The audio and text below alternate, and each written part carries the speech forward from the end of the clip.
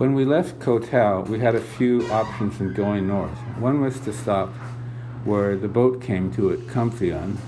The other was to go to Hua Hin, and the other was to go take the bus all the way to Bangkok. It was the same price to go to Hua Hin as it was to Bangkok, but we wanted to see the city, Hua Hin, on the way, so we opted to go there. Above is the bus stop on our long ride to Hua Hin, and above now is where we went for dinner, somewhere near our hotel. There wasn't anything right there, but it was a beautiful setting and a nice spot. It made me think, well, this wouldn't be a bad town to live in if I wanted to move somewhere here.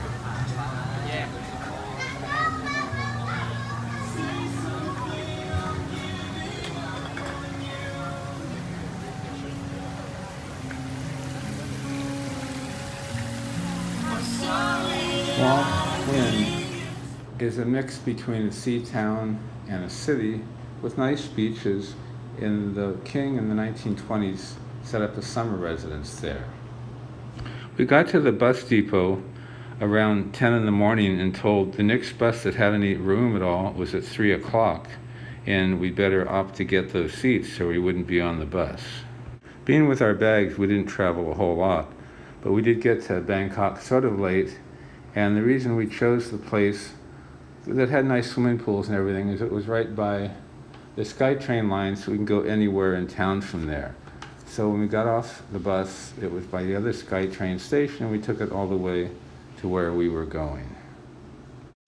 It was not a tourist area. We walked around to check out the neighborhood. There was a 7-Eleven, a few markets, and then further down the street to the left was this regular street market with varieties of food.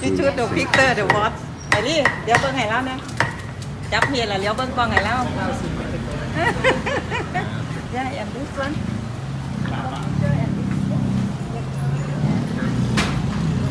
You want to look the menu, the down, you want to see the when you come, you must show.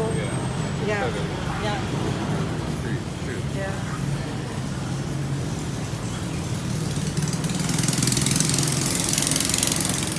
We got some exceptionally good mangoes and papayas from this area.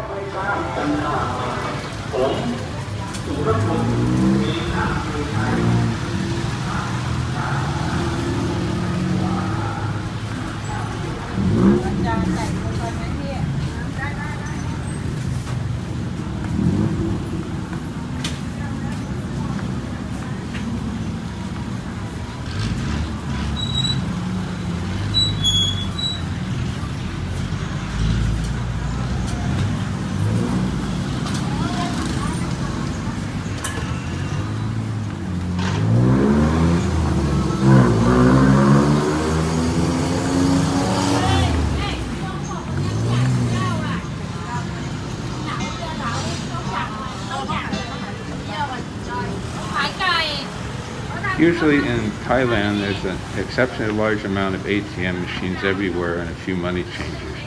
You don't really see it in this neighborhood. This is more of a local place, low key. And on the food We decided to check out the mega malls at Siam Square, the first of which was the Siam Paragon. They had great fountains out front, and they tried to be the modern, over-the-top mall with fountains, waterfalls, super modern stuff inside.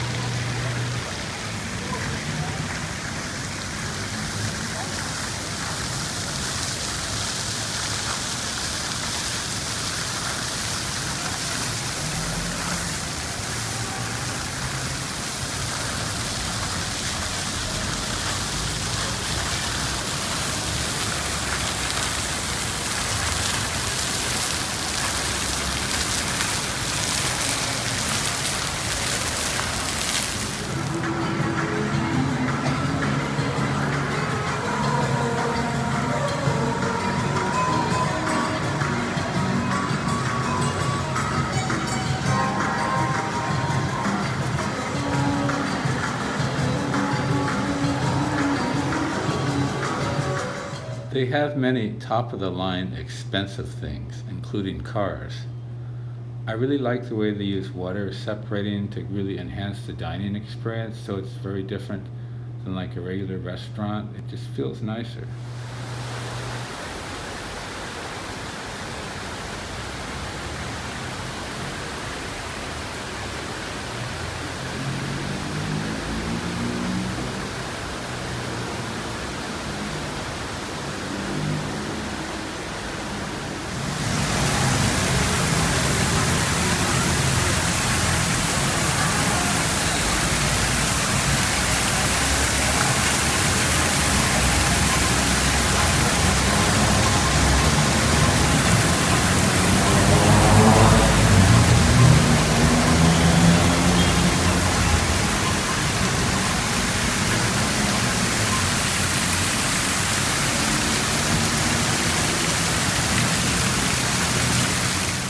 In a hot environment, water seems very cooling and nurturing.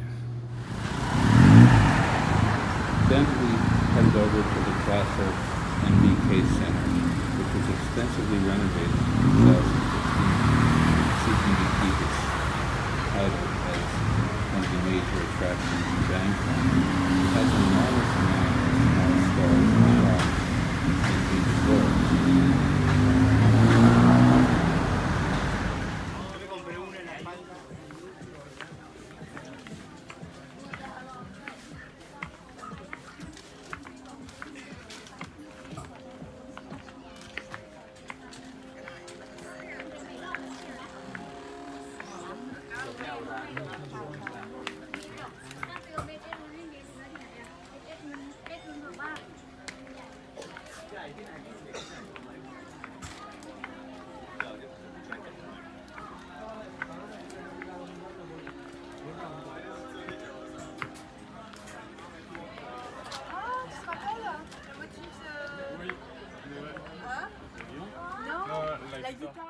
We ended up buying the elephant picture. It looked pretty nice, and we'll put it in our place.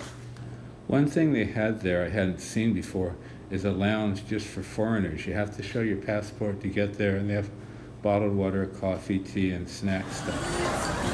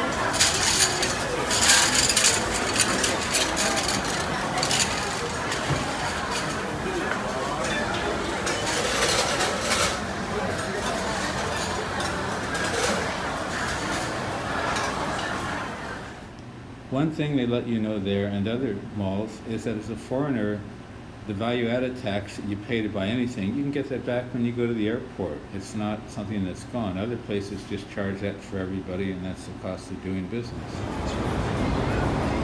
More Chinese New Year's decorations of the year of the pig.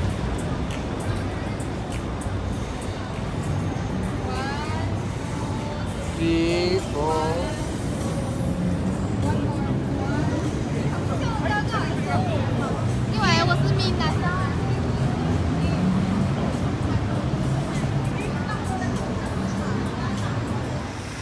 We went to this little restaurant near where we were staying, and every table had an induction cooker on it. And there was a big pot on ours. And after we ordered stuff, they brought it to us to cook ourselves. So we ended up cooking our own meal. It was an interesting way of doing it. The food turned out good because it was home cooked, but I just hadn't seen that before. Usually I like someone else to do the cooking. That's why I went out.